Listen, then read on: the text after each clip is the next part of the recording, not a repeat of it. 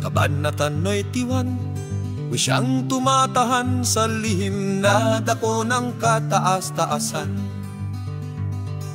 ay mananatili sa lilim ng makapangyarihan sa lahat. Aking sasabihin tungkol sa Panginoon, siya'y aking kanlungan at aking katibayan.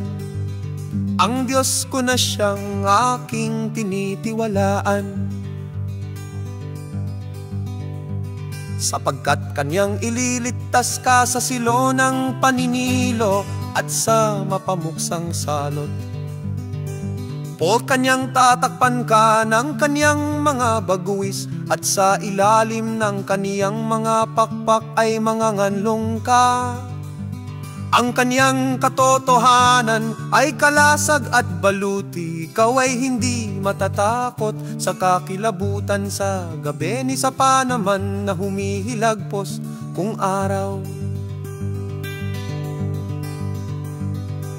Dahil sa salot na dumarating sa kadiliman, ni dahil sa paggibaman na sumisira sa katanghaliang tapat. 1,000 ay mabubuwal sa iyong siping at 10,000 sa iyong kanan, ngunit hindi lalapit sa iyo. Iyong mamamasdan lamang ng iyong mga mata, at iyong makikita ang ganti sa masama.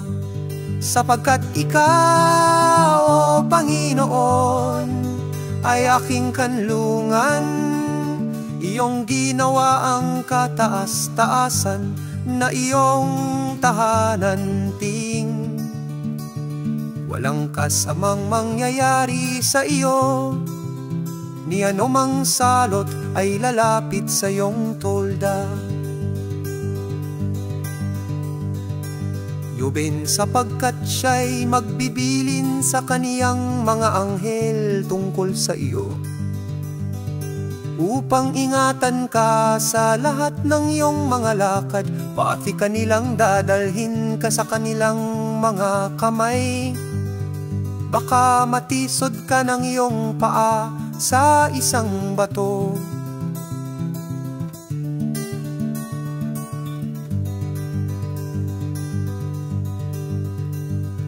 Iyong yayapakan ng leon at ang ulupong ang batang leon, at ang ahas ay yuyurakan mo ng iyong mga paa.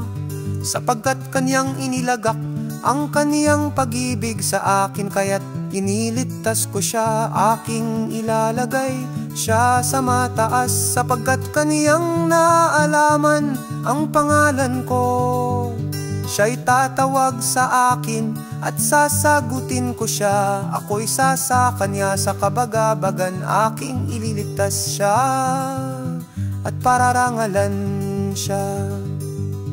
Aking bubusugin siya ng mahabang buhay, at ipakikita ko sa kanya ang aking pagliligtas.